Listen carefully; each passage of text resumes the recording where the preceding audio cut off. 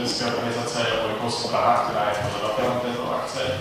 A chtěl bych vám představit naše dnešní mluvčí, pana Martina Brusíka, bývalého ministra životního prostředí, dnes reprezentanta firmy Eco Consulting, pana Ondřeje Šrámka z firmy Knauf Insulation. Uprostřed sedí pan Jan Žižka z E15, zakladatelství Mladá fronta, který bude dnešní diskusi moderovat. Po jeho levici sedí pan Miroslav Havránek z Centra pro otázky životního prostředí Univerzity Karlovy. Po jeho levici sedí ředitel Asociace českých tepláren, pan Martin Hájek. A zcela sedí pan Alois Tost, nezávislý konzultant v oblasti energetiky v České republice a v Německé spolkové republice.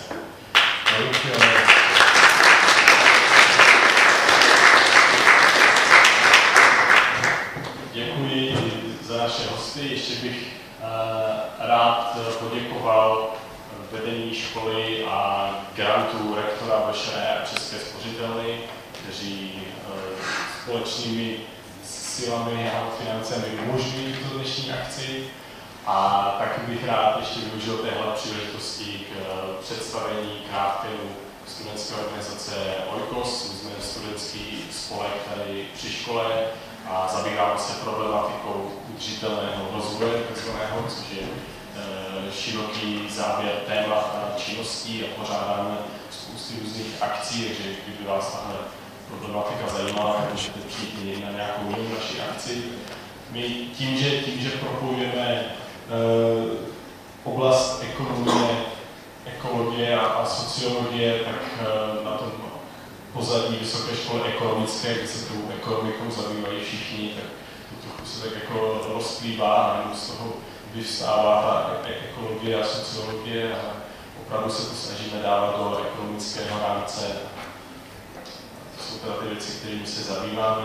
Já ještě než předám slovo panu Žižkovi, aby si zhostil role moderátora, tak bych a ještě nastavil taky nějaké pravidla pro diskuzi a časové limity, aby se dostalo taky na otázky vás, což můžeme čekat, že určitě nějaké budou. Tak bych ještě z osobní vlastní zkušenosti měl takové dva typy pro vás, ne pravidla pro debatu, ale takové osobní typy. A to je zůstat emocionálně přítomný v takové debatě. Takové jedno pravidlo, co jsem se naučil, to říkám preventivně, až to možná zní směšné.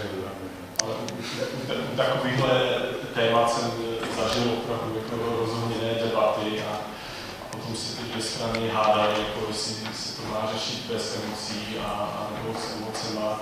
Já teda si myslím, že jako lidi z těch emocí jako zůstavit nemůžeme, ale můžeme zůstat jako přítomní v rámci té debaty a netrát tady věci, které jsme zažili nebo byly vysloveny někdy někým jiným, ale bavit se o tom, co bylo řečeno tady.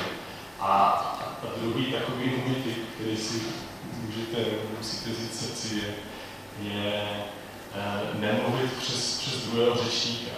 A tím nemyslím tu jako prostou základní slušnost nemluvit, když někdo druhý ještě mluví, ale také neformulovat si ve svojí mysli odpověď během toho, co ten druhý ještě povídá, protože tehdy tam necháváme v té mysli jako prostor pro to něco nového, co ten člověk chce říct a jim jako odpovídáme na svoji vlastní jako představu toho, co ten druhý říká. To je taky ještě takový druhý můj typ a teď už předávám slovo panu Žižkovi a budeme věci. Děkuji. Dobrý večer, dámy a pánové, tak doufám, že mě slyšíte dobře. Já bych chtěl především poděkovat za příležitost moderovat tuhle diskuzi. Tím spíš, že tady máte tak zajímavé hosty. Já jsem si říkal, když jsem přemýšlel o tom tématu dnešní diskuze o energetice, že vlastně zní tak jako hodně obecně. Přiznám se, že v poslední době, když jsem moderoval nějaké diskuze nebo když jsem byl posluchačem na různých konferencích, tak vždycky to téma bylo více specificky zaměřeno, ale na druhé straně je pravda, že jsme se vlastně vždycky vrátili k takovým těm základům, jak to bude dál v české energetice. A když jsme se bavili o jaderné energetice, tak stejně jsme se pak nějak dostali k obnovitelným zdrojům nebo k obnovitelným zdrojům zase k jiným zdrojům. Takže myslím si, že určitě neuškodí vlastně se na to podívat zase od těch základů, co očekáváme v nejbližší době od české energetiky, možná od evropské energetiky, od světové energetiky, co bychom měli v tomto směru udělat. Já možná začnu, nebo připomenu, to určitě nebudu první, kdo to připomíná, ale určité vnímání nám může přinést to, když si vezmeme 3 vrcholy trojúhelníku: ekonomika, životní prostředí, energetická bezpečnost. To jsou asi ta hlavní témata, o kterých se v současné době diskutuje v souvislosti s dalším vývojem energetiky. Někdo se zaměřuje na ten jeden vrchol trojúhelníku možná víc než někdo druhý. Já třeba nepochybuji o tom, že dneska vlastně tady bude mít silně zastoupený ten jeden vrchol, který se týká životního prostředí. Ale myslím si, že ta diskuze vlastně bude o všech těch 3. Ekonomika, je elektřina příliš, nebo řekněme energie, elektřina, teplo a tak dále, příliš drahé pro lidi, vytváří se příliš drahou elektřinou nějaký bariéry pro český průmysl, nebo naopak se tady vytváří určité nové příležitosti, může to znamenat ekonomické přínosy, životní prostředí, to je jasné, energetická bezpečnost, možná hodně se bude dneska mluvit o soběstačnosti, ale můžeme se tak říct, jestli vlastně ta soběstačnost sama o sobě, to je ta energetická bezpečnost, nebo bychom se ještě neměli do třeba z jiného úhlu diverzifikace cest, že třeba nikdy nevadí, když tu surovinu dovážíme, pokud jako máme zajištěnou její přepravu a tak dále. To všechno jsou otázky k diskuzi, já tady nejsem žádný definitivní názor, ale možná teda, abych pokročil dál, řeknu základní pravidla, předpokládáme, že jednotliví řečníci budou mít na své příspěvky 8 až 10 minut. Potom po 5 vystoupeních by následovala diskuze. Já samozřejmě mám i tu nepříjemnou povinnost hlídat tady čas. Jinak pořadí, jak jsme se dohodli s organizátory, bude dáno abecedou. Takže první, kdo vystoupí, je pan Dusík. Máte štěstí, že máte takovýhle počáteční písmo abecedy na rozdíl, který prostě vždycky postupí.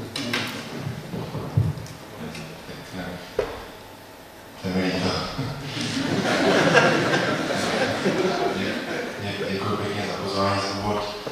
Nesmíte skákat druhému do řeči, a já jsem první řečník, takže si to využijte, prvnímu skákat do řeči můžete. Já mám od té doby, co jsem přečetl životopis Steva Jobse, tak mám problém u prezentací, protože on říká, mimo jiné, on tam říká, ten, kdo si pomáhá berličkou v nějaké prezentaci, tak dobře nerozumí tomu oboru a to není potřeba, když někdo jako ví o sobě, tak nepotřebuje žádné prezentace. Tak já to různě využívám, když si myslím, že je lepší být bez, tak se opřu o Jobse a když si myslím, že ta prezentace je dobré mít nějaké slidy, tak tohle přiznám, že potřebuji tu berličku. Já budu mluvit o obnovitelných zdrojích energie jako jednom aspektu, ale zmíním všechny 3 odchody toho trojúhelníku. A budu mluvit, protože zastupuji tady asociace obnovitelných zdrojů energie. Máme jako společnou iniciativu, já dělám konzultanta asociacím. Asociace reprezentují něco přes 15 000 zaměstnanců v oboru. A je nám docela líto, že v českém prostředí politickém zatím nejsou obnovitelné zdroje brány jako perspektivní průmyslové odvětví, jako příležitost, ale jsou spíše vnímány jako hrozba a potýkáme se s celou řadou mýtů. Takže já se pustím do té prezentace. Mám na to 8 minut, spustil jsem si tam telefon. Takže něco o tom, co se děje v Evropě a ve světě, protože jsme na půdě ekonomické fakulty, tak o learning curves, což si myslím, že většina lidí u nás neví, co to je. A pak něco o budoucnosti Power to the People, to asi znáte od Johna Lennona, tak to takové heslo, které se hodně přebírá v těch vyspělejších zemích, že by měla elektřina, ale i energie, i politika se dostat blízko k lidem, a je to podpora decentralizované výroby elektřiny a tepla. Výhody a doporučení ministerstvu průmyslu, když je nikdo nechce slyšet, tak si myslím, že je dobré to pořád opakovat, protože nakonec se to podaří. První slide ukazuje ohromnou dynamiku v investicích do obnovitelných zdrojů, co stojí za zmínku, je to, že největším investorem do obnovitelných zdrojů ve světě je Čína. Překvapivě. Druhým největším investorem je Německo. To asi tušíte, Spojené státy, pak Evropská unie. Tady vidíte, o jaké průmyslové odvětví jde. Vlastně meziroční nárůsty v průměru za poslední dekádu toho průmyslového odvětví jsou v řádu desítek procent až 70%.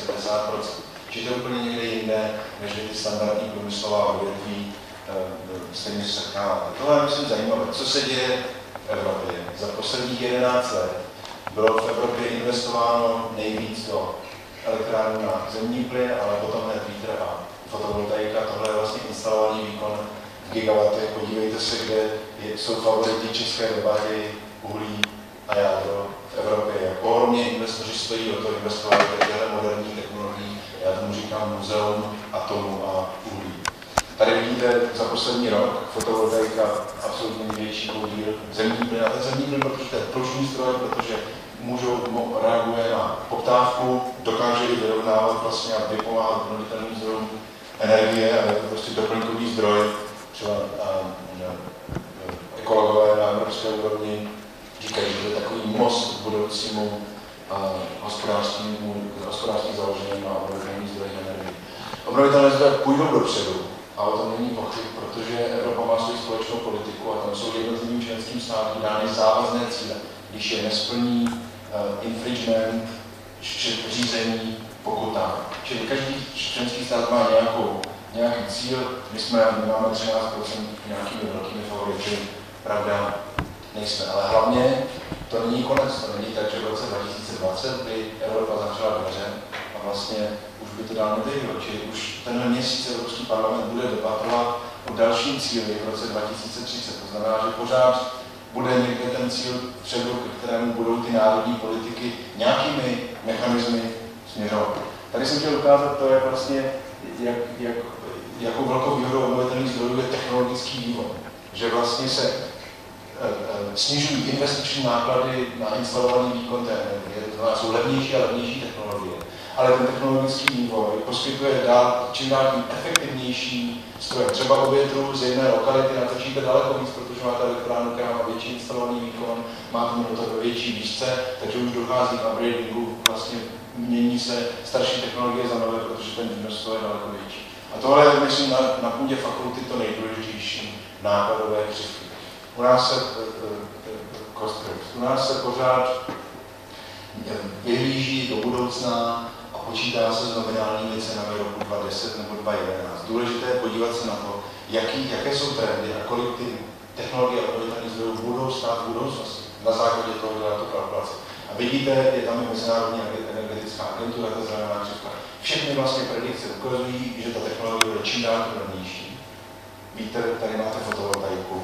To znamená, že můžeme očekávat větší a větší konkurenceschopnost obnovitelných zdrojů ve srovnání s konvenčními. Tohle je nákladová křivka jaderných elektráren. A to asi těžko bude někdo rozporovat. Je to čím dál tím dražší, po Fukushimě ještě více. A ten trend je úplně opačný. Otázka je, kdy se ty křivky protnou. Tohle je případ Severní Karolíny, jenom jako ukázka, jako myšlenková toho, že už se ty křivky protly. Že ty křivky už se protly a vlastně čekáme na ten moment, kdy obnovitelné zdroje budou konkurenceschopné. Není vlastně prostor pro nějakou podrobnější debatu o externalitách. Dvě zkušenosti z jaderné energetiky. V tuhle chvíli se staví dvě jaderné elektrárny v Evropě. Olkiluoto to ve Finsku a Flamanville. První elektrárna má překročený rozpočet o 123%, ta francouzská trochu méně, ale Francouzi by asi měli být šampioni v jaderné energetice. Veliké problémy, veliké potíže, prodražování, kdo uvažuje o dalších termínech v českém prostředí. Při takové míře korupce, propojení politiky s biznisem, počítat s tím, že nějaký předpokládaný rozpočet nové jaderné elektrárny bude dodržen, toho nemůže vůbec nikdo věřit, kromě těch lidí, kteří se sáhou po těch penězích z toho tendru. Tohle je ta budoucnost a to je model virtuální elektrárny, jestli to možná poznamená si novou stránku. Je to vlastně model, který udělala Univerzita v Essenu a ukázala, že pro takovou ekonomiku, jako je německá, nejsilnější ekonomiku v Evropě, je možné vyrábět 100% elektřiny, v tomto případě s obnovitelných zdrojů energie. Že to není žádný doplňkový zdroj, že potřebujeme mít atom a jádro a obnovitelné zdroje nedokáží roztočit kolem naší ekonomiky. Mýtus. Jde jenom o to postavit takovou síť a ty zdroje poskládat takovým způsobem, aby navzájem si vypomáhali, vyrovnávali odchylky a je to možné a je to vlastně v cíli evropské politiky. Výhody obnovitelných zdrojů přeskočím, to jsme za mě třeba Centrum pro otázky životní prostředí tak podobně a doporučení. Za prvé investovat do energetických úspor, čím méně, tím lépe, tím tady dělám úvod k dalšímu řečníkovi, Ondřejovi Šrámkovi, či to je první věc. Druhá věc je nejít po krku obnovitelných zdrojů energie. Je to strašně krátkozraké, je to pouze boj dnešních kapitánů, velkých lobby, atomových, uhelných, jak vlastně se snaží zlikvidovat budoucí konkurenci, protože cítí, že obnovitelné zdroje v Evropě jdou nahoru, dopředu, vys investice, do čeho vlastně investoři dávají peníze a obnovitelné zdroje nejsou hrozbou, jsou příležitostí. Když zastavíme rozvoj, necháme si ujet vlak s těmi technologiemi, tak budeme prostě zastaralou zemí. Přeci nikdo nemůže věřit tomu, že v roce 2030, 40, 50 bude výhodné a postaví konkurenceschopnost České republiky, například spalování uhlí a výroba tepla nebo elektřiny z něj. Je potřebné investovat do sítí, protože ty jsou podmínkou toho, aby byla větší možnost absorpce obnovitelných zdrojů, připustit rizika i z další výstavby jádra a přehodnotit postoj k jádru. A nakonec nám bylo vždycky vyčítáno, mě bylo vyčítáno, že to je zelená ideologie, že jsme nějací ideologové. Když teď s nějakým odstupem se dívám na to, co se děje, tak vidím přesný opak. Vidím, že tady je tvrdá ideologie proti moderní technologii, která vlastně má vratkou argumentaci a že rozvoj obnovitelných zdrojů spolu s energetickými úsporami je to, k čemu vlastně přistupují racionálně uvažující ekonomiky. Poslední věta, prezident Obama řekl, že se vlastně vede zápas o to, kdo bude lídrem ve světě a že ten zápas se odehrává na poli high-tech v oblasti obnovitelných zdrojů energie. Děkuji.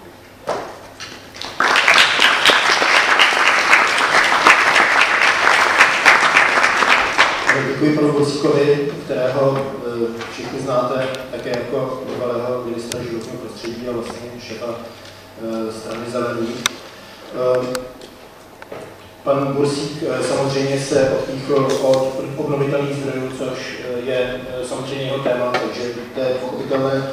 Když tady děláme to srovnání s jadernou energetikou, nejsem si jist, asi tady dneska v panelu nemáme vyloženě zastánce jaderné energetiky, nicméně když jsem si četl některé věci, které psal například pan Havránek, tak si myslím, že možná k jaderné energetice, byť k tomu přistupuje jako z pozice Centra pro otázky životního prostředí, tak možná nebude až tak odmítavá, jako třeba v případě pana Bursíka, ale uvidíme, to nebudu teď předbíhat. Já možná jenom bych připomněl docela důležitou věc, aspoň z mého pohledu, že tady, když například srovnáváme další vývoj jaderné energetiky a obnovitelných zdrojů například v Spojených státech, tak tam vlastně v současné době vstupuje do hry další zdroj, který má možná největší zásluhu na tom, že některé ty úvahy o stavbě dalších jaderných elektráren se zpomalily, a to je břidlicový plyn, takže to možná je námět pro nějakou další diskuzi. Ten břidlicový plyn zřejmě minimálně v té diskuzi o nějakém dalším vývoji jaderné energetiky zřejmě ve Spojených státech se sehrává docela důležitou roli.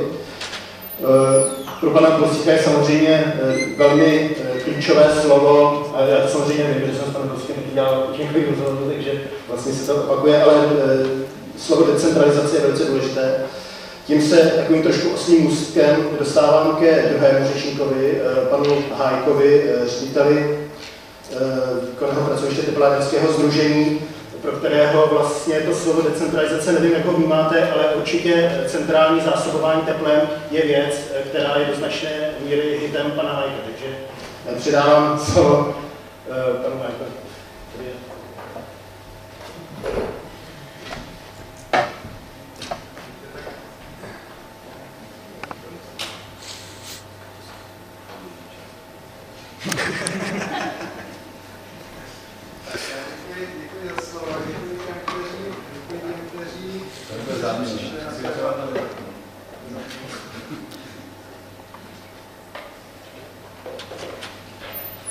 Tak teď? To funguje výborně. Tak já první řadě děkuji těm, kteří dorazili na to dnešní jednání a dnešní debatu. Zvednu hned tu rukavici k té decentralizaci. Víte, to je taková mantra zelených, na kterou já vždycky opravdu kroutím hlavou. Ono to má určitý smysl, pokud se bavíme o větrných elektrárnách, fotovoltaických elektrárnách, ale pokud se bavíme o výrobě tepla, tak prostě drtivá většina těch tolik propagovaných tady obnovitelných zdrojů je prostě vázaná na nějaký centrální zdroj. Prostě geotermální teplo si nemůžete doma v obýváku. Biomasu, tu surovou, tu si taky nespálíte doma v nějakých domácích kamnech. Pokud si tam něco spálíte, tak vynikající paletky, na které spotřebujete ještě prostě minimálně třetinu energie v tom palivu na to, abyste je vyrobili. Čili většina těch obnovitelných zdrojů, které můžeme využít pro výrobu tepla, ve skutečnosti je vázána na ty centrální zdroje.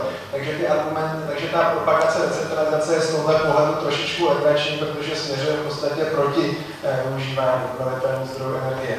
Ale pojďme teď k tomu, k té přednášce, abych se tady vás neokradal čas. Ten první slide, který tady vidíte, je o tom, kam ten svět směřuje. Je to ze zdrojů Mezinárodní energetické agentury, je to o tom, jak ve světě roste spotřeba, nebo předpokládá se, že poroste spotřeba energie. A Evropa, která je tady úplně dole, tak jak vidíte, tak se postupně stane naprosto marginálním hráčem v tom světovém kontextu. To znamená, že pokud dneska Evropa má ještě nějakou vyjednávací pozici vůči svým dodavatelům energie, a je prostě významným zákazníkem, tak do budoucna tomu tak nepochybně nebude. Ta Evropa bude prostě marginální, s tím se musíme smířit. A ty dodavatelé si budou prostě, ten trh bude těch dodavatelů, ten trh bude těch producentských zemí, ne těch spotřebitelských zemí a už vůbec ne pro Evropu. Teď se podívejme, bohužel tady, takhle ještě, abych k tomu řekl ještě jednu věc. Co dělají ty velké země, ty velké spotřebitelé? Když se podíváme na Čínu, Spojené státy a tak dále, tak samozřejmě masivně investují do obnovitelných zdrojů, to je pochybně pravda.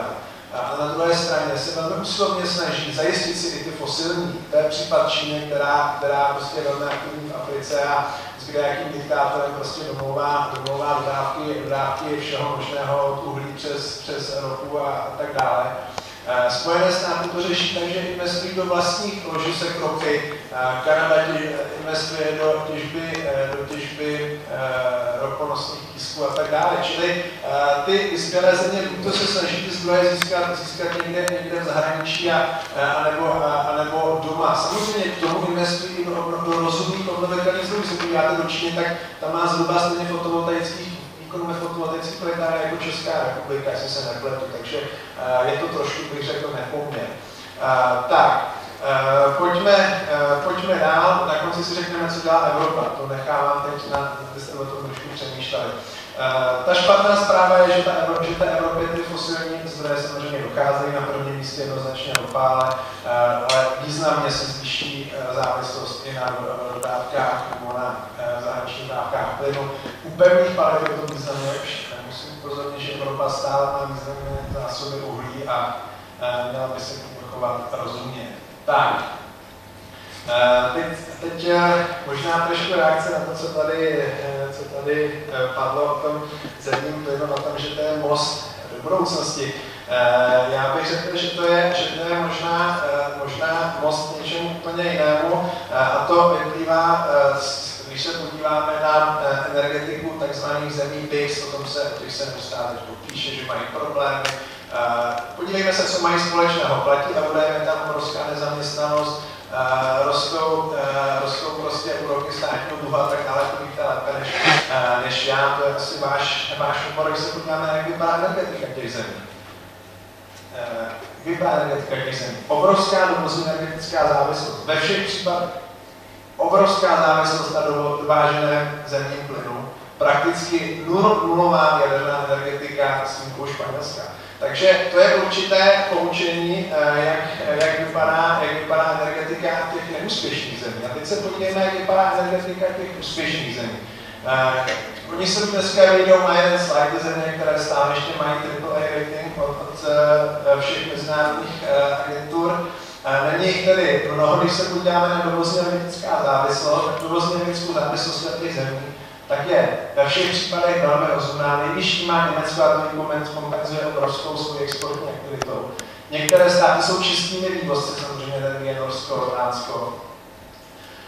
Co se týče zemního plynu, tak se a jaderné energetiky, tak tady platí zajímavá závislost. Země buď to mají obrovské vlastní zdroje plynu. To je případ Dánska, Nizozemí, Norska, ale i do dneška Velké Británie, která zdaleka nedováží 100% spotřeby. A nebo rozvíjí jadernou energetiku. Švýcarsko, Švédsko, Německo. Já se bavím o tom, jaká situace dneska je, protože k ratingu jsme nějak dospěli. V té dnešní situace jsme nějak dospěli. Teď se nebavím o tom, jak ty země se rozhodly dál, protože možná se rozhodly špatně a možná z té tabulky zmizí a objeví se v té tabulce zase jiné země za 10 let. Tak, pojďme dál. Ten můj závěr z toho využijeme efektivně konkurenceschopné domácí zdroje. Komparativní výhoda, to si myslím, že vám něco říká. Ta země, která bude mít rozumný přístup k energii za rozumné ceny, tak samozřejmě má tu mezinárodní srovnání jednoznačně prostě konkurenční výhodu. Evropa to nebude. Evropa určitě nebude mít nejlevnější energii na světě, ale nemusí mít bezkonkurenčně nejdražší. Práce pro domácí průmysl. To je otázka, jak tohle zařízení budeme udržovat, odkud budou. Když se podíváme na fotovoltaické elektrárny, to byl výborný biznes pro Číňany, ale českých pracovníků, kolik jich to zaměstnalo. A jaká jsou to pracovní místa? To jsou hlídači prostě strážní jako někde na pultu ochrany. To jsou ta pracovní místa, která jsme tím biznesem tady vytvořili. Takže to skutečně není něco, co by ta ekonomika měla podpořit. A to není tvrzení, že obnovitelné zdroje jsou jaksi paušálně špatné jako celek. Ta diskuze dneska se svrhla k tomu, že to je všechno špatně, není to pravda, jsou tam rozumná odvětví. Česká republika jako prostě třeba exportér vodních elektrárny, což se málo ví, které vyváží do celého světa. Takže není to černobílé, ale musíme se dívat na ty obory, které skutečně mají potenciál a na ty, kde prostě ten potenciál tady absolutně neexistuje. No a pak samozřejmě to, co tady padlo úspory, to je fajn, to určitě podepisuju, úsporama je potřeba se zabývat, ale v celém tom energetickém řetězci, já jsem tady promítl takové porovnání, ze kterého vyplývá ten nejvyšší sloupeček 100%, to jsou prvotní zdroje energie, kterou v České republice nějakým způsobem vyzískáme z jádra, z uhlí, z vody a tak dále. Ale ku podivu konečná spotřeba je ten sloupeček. To znamená, že k tomu spotřebiteli 40% energie, kterou někde pracně získáme, 40% energie k tomu spotřebiteli prostě vůbec nedoputuje. Jo, to znamená, že máme tady 40%, o kterých bychom se měli bavit, a ta debata vůbec není o 40%. Ta debata je o nějakých 10-15%, které se dají uspořit tady z tohoto sloupečku. V tom ta veřejná diskuze o úsporách je podle mého názoru energeticky naprosto mimo. Když se podíváme, kde ty ztráty vznikají, tak vznikají jednoznačně zejména při výrobě elektřiny, která u nás má účinnost dneska kolem 30%. S tím je potřeba určitě něco dělat. Dostanu se k tomu na našem obrázku. Z četného uhlí, tak dneska ho využíváme na necelých 44%. To znamená, valnou většinu toho uhlí vypustíme do vzduchu v chladicích věžích elektráren. Ve skutečnosti toho, co vytěžíme pracně dostaneme do té výroby, tak v podstatě všechno zase potom krásně zváříme v tom teple. Ta účinnost je jasná, účinnost elektráren je nějakých 33%, účinnost tepláren dneska je 64%. Obě dvě tyhle čísla se dají výrazně navýšit. Ty nové elektrárny Česy mají někde přes 40% významnou účinnost. Ty teplárny jsou bez problémů schopný jít až na nějakých 85-90% s tou účinností, takže to zlepšování tady je, ale i o tom, kam stát to uhlí pošle, nebo kam to uhlí pošleme, jestli ho pošleme do té kondenzační výroby, která vždycky bude horší, nebo do té kogenerační, která je výrazně úspornější. Tak, teď ještě jenom drobná poznámka k té mobilizaci zdrojů. Mobilizaci domácích zdrojů, já za významný domácí zdroj považuji i komunální odpad.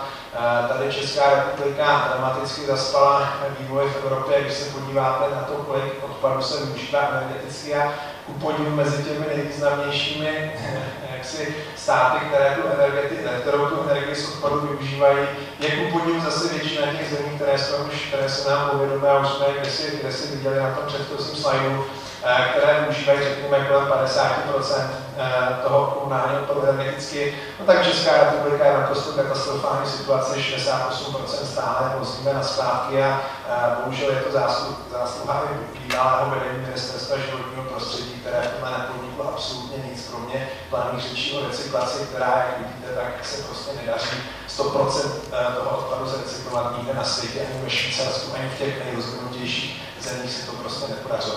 Už tady na mě mávají, takže já budu rychle končit. Omezování emisí, bych řekl, to nechme těm, kteří je produkují. Podívejme se, tady to je Evropa, tohle jsou světové emise do roku 2035, Evropa je tady.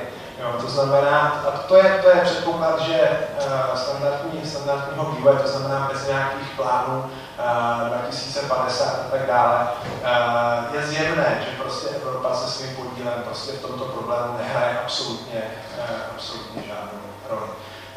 Pokud to mám shrnout, tak dneska jsme svědky bezprecedentní ingerence politiky do energetiky a to nemůže skončit dobře v Evropě. Česká republika by se měla zabývat nějakou strategií přežití, protože pokud ta Evropa rychle se nespamatuje, což čemu zatím nic nenasvědčuje, tak nakonec to bude o tom, každý sám za sebe, každý sám postaví se jak umíš a na to by se Česká republika měla začít připravovat. Tu energetiku je potřeba odideologizovat, přestat se bavit o tom, že nebudeme náhodou, že to jádro nám nevoní, a to nám nevoní, a uhlí nám nevoní. My potřebujeme všechno, my potřebujeme všechny energetické zdroje, které máme k dispozici, protože jenom tak budeme mít té energie, alespoň rozumný dostatek, přiměřený a hlavně nebudeme závislí na jejím dovozu. Myslím, že teda čísla už tady ani nebudu rozebírat. Snad ten závěr, že Evropa potřebuje stabilní prostředí. Pokud to stabilní prostředí nebude, a to stabilní prostředí dneska je jenom pro obnovitelné zdroje. To byly krásné grafy o tom, jak všichni investují do obnovitelných zdrojů. No podejte za ty příplatky a bonusy a prostě regulaci, která tam je, tak to je jediný biznes, který dneska dává smysl samozřejmě v té energetice. Ale otázka je, jestli to je dobře a pokud ta Evropa se nespamatuje, nevytvoří prostředí, nezačne investovat, no tak ji čeká samozřejmě nedostatek a chudoba. To je prostě evidentní. Tak děkuji za pozornost, doufám, že jsem moc nepředáhl.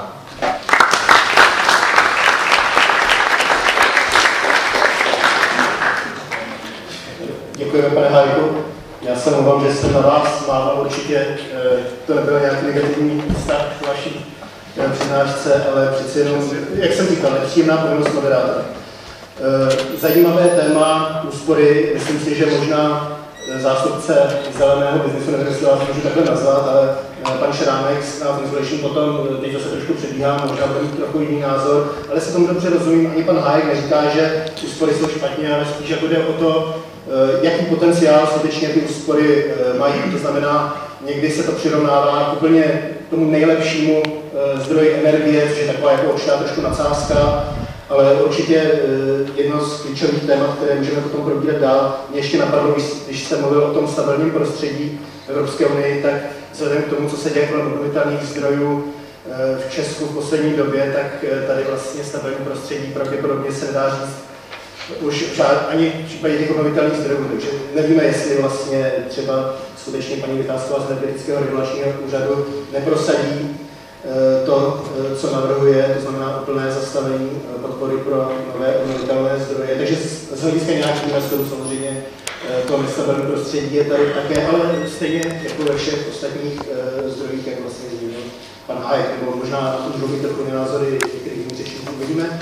Nicméně nyní bych předal slovo panu Havránkovi z Centra pro otázky životního prostředí, který je mikrofon.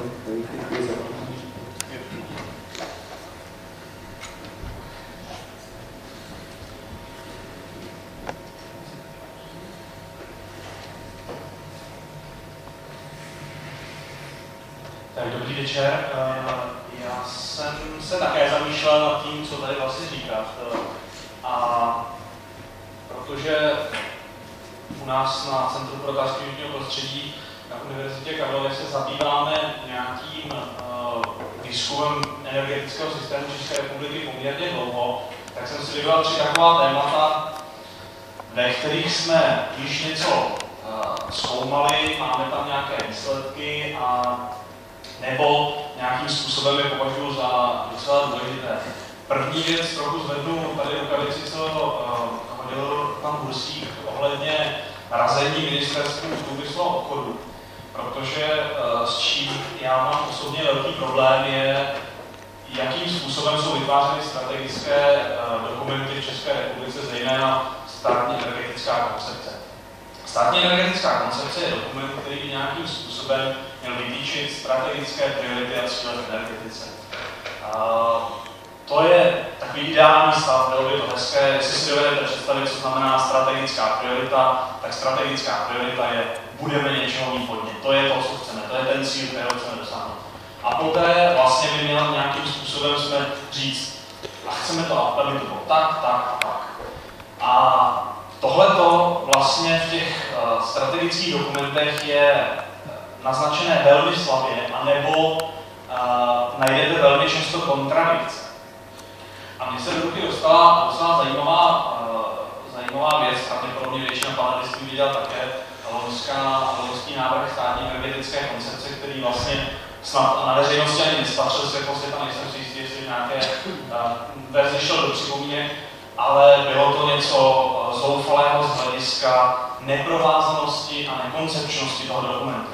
A vlastně, jak tady byla ta rada tomu ministerstvu průmyslu a obchodu, tak já bych se podpořil tady tu ideu toho, aby vlastně ty strategické dokumenty byly opravdu strategické. To znamená stanovit rozumné množství priorit. Já jsem po projití vlastně toho dokumentu dokázal identifikovat v zásadě 3. Chceme zásobování energií, to znamená, aby energie bylo dost. Chceme, aby ta energie to využívání a produkce té energie moc neškodilo, to znamená nějakým způsobem minimalizování škod. A chceme, aby jsme nezvyšovali nějakou geopolitickou závislost České republiky prostě na nějakých vnějších zdrojích. To jsou poměrně jasné jako strategické cíle, se kterými myslím si, že v podstatě nikdo nebude mít problém. Všichni se na ní shodneme. Tohle to bychom chtěli. A v čem potom ta koncepce vlastně selhává, je, že tadyhle k těm poměrně jasným strategickým prioritám nedokáže docela dobře identifikovat dílčí cíle, které by transparentně s jasnou kauzální vazbou říkala, tohle chceme udělat takhle, tohle chceme udělat takhle, tohle chceme udělat takhle. A vlastně třeba k těm strategickým koncepcím velmi často chybí background materiálu, nějaká analytická část, která by jednoznačně dokázala přesvědčit čtenáře, politického oponenta, kohokoliv, že vlastně mezi cílem a dílčím cílem B je kauzální vazba. Já jsem si připravil do slajdu vlastně, tohle je jenom ty velké červené, to jsou vlastně strategické priority, které byly definovány v té loňské koncepci. A tady ty šípičky označují nějakou kauzální vazbu, ale protože čas je opravdu limitovaný, tak já tohle ten zajímavý slide, který vás jistě zaujme, protože tam hromada barviček a šípiček přeskočí. A jenom na ilustraci té nekoncepčnosti ukážu příklad elektroenergetiky, jakým způsobem byly dva dílčí hlavní cíle, vidíte, jak byly definované v koncepci. Všimněte si, že některé dílčí cíle jsou opravdu, nebo některé hlavní cíle v energetice nebo v elektroenergetice zní opravdu divný. Jakože hlavním cílem elektroenergetiky jsou otevřené uhelné doly. Když to je možná nějaký prostředek, jak nějakého cíle dosáhnout, ať už dobrý nebo špatný, ale rozhodně by to neměl být jako cíl státní politiky. To mi přijde jako trochu zcestně navržené. A když se podíváte vlastně, jakým způsobem byly disagregovány dva vlastně takové pilíře té elektroenergetiky, jak byla popsána, tak to je podpora obnovitelných zdrojů a podpora jaderné energetiky. A když se podíváte na OZE v elektroenergetice, tak v podstatě strategický dokument obsahoval celou řadu přímých, dotačních nástrojů, nepřímých a tak dále. A velmi zajímavá věc, která se v textu potom vyskytla, má to laser tohleto? Jo, takhle. Si všimněte, že součástí balíčku podporovat obnovitelné zdroje v elektroenergetice je nepodporovat obnovitelné zdroje v energetice. Což tam bylo explicitně zmíněno. A jako ve strategickém dokumentu mi to přijde jako úplný laps, že vlastně ten ten, kdo to vlastně navrhuje, jako kouká tomu z kapsy v podstatě, co je cílem. A zase naopak jaderná energetika je extrémně projaderná. Jo, tam zase bylo, že Česká republika zajistí úplně všechno. Prodlouží životnost, zajistí lokality, legislativu, úložiště, dodávky paliva, obohacený uran, všechno prostě absolutní nepoměr toho, co vlastně jednotlivé jakoby zdroje energie na trhu od toho státu dostanou. Nedostanou vlastně jakoby férovou soutěž, dostanou v podstatě nějakým způsobem už přednastavené pravidla, která jsou nějakým způsobem pokřivena. A v ten okamžik se mi zdá, že potom ta koncepce ztrácí to, že je nestranná, že je věcná a hlavně není přesvědčivá. Podle mě nedokáže občana přesvědčit o tom, že tohle je správný strategický materiál. Není dobře vyargumentován. Nicméně tahle ta koncepce byla stažena v návrhu a pravděpodobně v současné době ministerstvo pracuje, ať už otevřeně nebo skrytě, na nějakém novém návrhu, takže uvidíme, jestli ta další verze bude lepší. Další věc, kterou jsme se zabývali, já ještě s kolegou Váchou z Českého hydrometeorologického ústavu, je, že jsme připravovali pro Vačesovou komisi výhledy pro energetiku do roku 2050, respektive podklady pro limity na změnu klimatu. Hrozně zajímavá věc, dostali jsme takové zadání a to znělo, řekněte nám, jak se musí snížit emise do roku 2050, aby se neotepilo o víc než o 2 stupně Celsia. To je dobrá otázka, protože tenhle ten cíl je nějakým způsobem na konferenci ministrů se řeklo, že by to bylo takhle dobrý. V podstatě vznikl nějaký mezinárodní konsenzus, že ty 2 stupně Celsia jsou ještě tak jako snesitelné. A teď jak k tomu přistoupit? No, Česká republika, jak tady zaznělo, je malý hráč. Nicméně i malý hráč nějakým způsobem bude muset přispět do toho podílu, jak musí svět redukovat emise nějakým způsobem, takže my jsme vlastně stanovili 3 scénáře CO2 ekvivalentů, kolik CO2 v atmosféře může být. V podstatě naše část nebyla odhadnout na základě hladiny 350, 450, 550, 650 CO2 ekvivalentů, o tolik se zvedne teplota. To už je spočítáno, to už prostě tyhle věci se ví. Nás ale zajímalo, jakým způsobem musí Česká republika zredukovat svoje emise, a když bychom chtěli tyhle ty stabilizační hladiny dosáhnout. To rozmezí... Já se rozumím, že do toho zase vstupuji, ale... Minuta 2? Čas vypršel. Jestli byste to mohl... Takže já jenom dokončím. Nedostanu se teda k těm externalitám, ale vlastně ukazuje se, že pokud nějakým způsobem chceme dodržet ty 2 stupně, což je ten scénář první, 450 CO2 ekvivalentů, a i tam máme 70% šanci, že stejně překročíme, tak vlastně Česká republika musí do roku 2050 zredukovat emise o 75 nebo o 66 až 93%. Proč? Můžu zodpovědět v diskuzi. A tohleto je třeba nějakým způsobem zohlednit v tom strategickém plánování. Takže takhle se. Děkuju.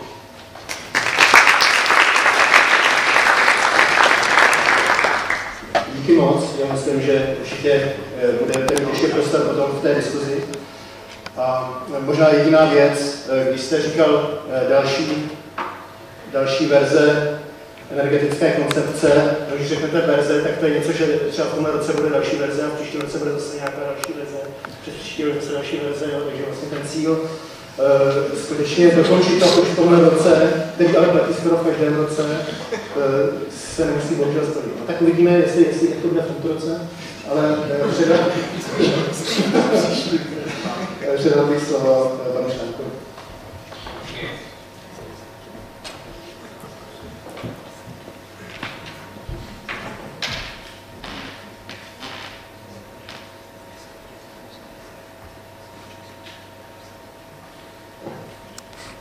Dobrý den, já jsem Ondřej Šrámek, pracuji ve firmě Craft Insulation, což je výrobce tepelných izolací. Takže my jsme firma, která vydělává na úsporách energie, tohle považuji za správné. Já to na začátku jasně transparentně odhalit, aby jsme se nedivili, proč tady propagují energetické úspory jako velmi dobrou věc. Začnu takovou hypotézou a myslím si, že zatím z těch prezentací tohle je něco, na asi všichni shodneme, že prostě energetika je důležité téma a čelíme tam takovému určitému začarovanému kruhu. Začnu dole ekonomický rozvoj, všichni to chceme, samozřejmě chceme, aby se naše děti měly lépe než my. Co z toho plyne, že nám roste spotřeba energie, tím jak ekonomicky se rozvíjíme, tak spotřebováme čím dál více energie. No a to sebou nese rizika. Čím více té energie spotřebováme, tím víc jsme vystaveni těm rizikům. A teď ten kruh se nám uzavírá, protože ty rizika, ale uzavírá se nám špatně, protože ty rizika podvazují možnost našeho dalšího růstu. To znamená, tenhle ten kruh nefunguje. My potřebujeme vlastně dlouhodobě nemůže fungovat, potřebujeme najít nějaké řešení, které nám umožní ho přetnout. Co mám na mysli, když mluvím o těch rizicích, to jenom proskáču tady rychle pár obrázků. Bezpečnostní rizika, ty jsou jasný, kvůli energiím se vedou války, to se naštěstí netýká až tolik nás, ale třeba ve Spojených státech je to jasné, velké riziko, tohle se týká nás, ale hlavně našich východních sousedů. Environmentální rizika samozřejmě. Ta energie, kterou my spotřebujeme, vlastně někde musí vyrobit, to sebou nese nějaké ať už emise CO2, co se týká globálních změn klimatu, ale hlavně lokální znečištění. O tom se tolik nemluví, ta diskuze se někdy příliš splošťuje na ten CO2, ale podívejte se na severní Čechy a severní Moravu, velmi jako regiony se silnou energetikou založenou na uhlí. A zkrátit, že o 2 roky kratší průměrná délka dožití. Takže to jsou věci, které je potřeba řešit. Další věci, ale to zase se třeba netýká úplně České republiky, ale havárie v Mexickém zálivu. Tím, jak my spotřebováme čím dál víc energie, tak si pro ty energetické zdroje musíme chodit do čím dál větší hloubky, do čím dál nebezpečnějších prostě oblastí a to sebou inherentně nese vyšší rizika. Jo, to je jakoby daná věc, s tím prostě nejde nic dělat a ty rizika prostě buď to musíme akceptovat, anebo se s tím snažit něco dělat. Pokud je máte taková poslední úplně hezký obrázek, to se mi líbilo. Potom tady máme sociální rizika. Tohle je z Velké Británie, kdy demonstranti demonstrují nespokojení, že neustále rostou ceny tepla, tak to pan Hájek naštěstí tady zařizuje, že u nás zatím nehrozí doufám. Ale sociální riziko je prostě jasné, pokud se ceny energie neustále zvyšují a energie je komodita, která je velice, jak si tady elasticita poptávky je velice malá. Jo, vy tu energii musíte kupovat stejně jako chleba nebo rohlíky, protože jinak nepřežijete. To znamená, když se vám cena energie zroste do dvojnásobek, tak vy prostě pořád ji musíte nakupovat. A to znamená, logicky to samozřejmě dopadne na ty nízkopříjmové skupiny. No, pak je teda otázka, jakým způsobem ty problémy řešit. No a tady jenom vlastně shrnuto, proč ten kruh nefunguje, jo? Protože ty první 2 kauzální vazby jsou pozitivní, to znamená roste rozvoj, roste spotřeba, rostou rizika, no jenže ta nám to prostě možnost toho dalšího rozvoje. Jak z toho ven? Tohle je takový, jako můj sen, jak by to mělo vypadat. Logicky bychom podle mě, a doufám, že Martin tady se to musí se mnou souhlasit, když jeho se obnovitelné zdroje dal na druhé místo. Ale základ by měl být úspory, efektivita, snažit se nakládat s tou energií, kterou dneska máme co nejefektivněji. Potom v co nejvyšší možné míře využít obnovitelné zdroje energie a ty konvenční zdroje energie, jako je uhlí, jádro a tak dále, tak se snažit postupně nějakým způsobem zbavit na té naší závislosti na nich a použít vlastně použít jako takový můstek k tomu, aby jsme se dostali do nějaké udržitelné energetiky. No a když mluvím o těch úsporách, tak tady máte pár grafů, jak to vypadá se spotřebou energie v České republice. První je podíl mluvím tady o budovách, protože budovy jsou největší spotřebiče. Celkový podíl budov na celkové energii jsou to tady ty 2 červené součástí toho grafu. Tady je podíl na elektřině a tady je podíl na spotřebě tepla. Budovy jsou největší spotřebič energie, ale zároveň vlastně jsou ten největší hrdina, protože oni nám poskytují největší potenciál. Je to místo, kde když my se do toho vrhneme, tak jsme schopni tu spotřebu dramaticky snížit. A kromě toho teda, že ušetříme tu energii, tak snížíme ten negativní dopad, který vyplývá z té výroby a vytvoříme spoustu pracovních míst. Tady posledních pár čísel a ještě možná zareaguji jenom v rychlosti na to, co říkal pan Hájek. Je pravda, že pokud se třeba podívám na elektřinu, tak já využiju nějaké množství primární energie, dvě třetiny té energie prostě v tom procesu výroby ztratím a ke konečnému spotřebiteli do zásobky mi doteče jenom třetina. To ale podle mě znamená, že právě proto je potřeba se soustředit na ty úspory toho konečného zákazníka, protože já když tam snížím spotřebu 1 W, tak jsem v podstatě ušetřil 3 W primární energie. Jo, protože ty ztráty vlastně tím omezím, takže tu logiku úplně jsem nepochopil, ale vrátím se k tomu potom diskuzi. A posledních pár čísel, tohle je od viceguvernéra státu Kalifornie, který prohlásil, nebo si někde nechal spočítat, co znamená $1 miliarda investovaná, je to teda v Kalifornii, takže to nejsou čísla úplně použitelná pro nás, ale spíš jenom pro ilustraci. Pokud je vrhneme do uhelného průmyslu, tak vytvoříme 870 pracovních míst, pokud postavíme jadernou elektrárnu, tak nějakých 1500, solární energie 1900, větrné 3300 a v renovacích našich domečků, tak to bude nějakých 7000 pracovních míst. Jo, je to logické, protože prostě ty odvětví mají různou náročnost na práci a v dnešní době, kdy prostě zúží krize, je potřeba lidi dostat zpátky do práce, tak si myslím, že je dobré se nad tím zamyslet. Díky za pozornost.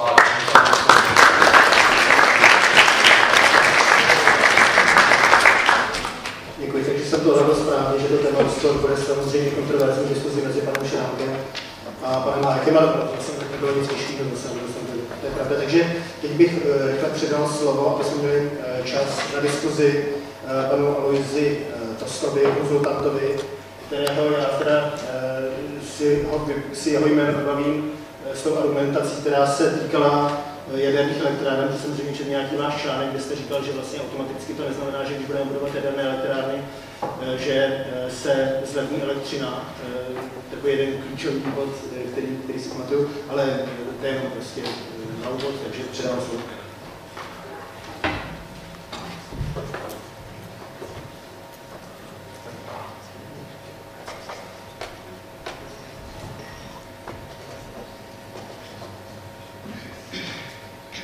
Dobrý večer.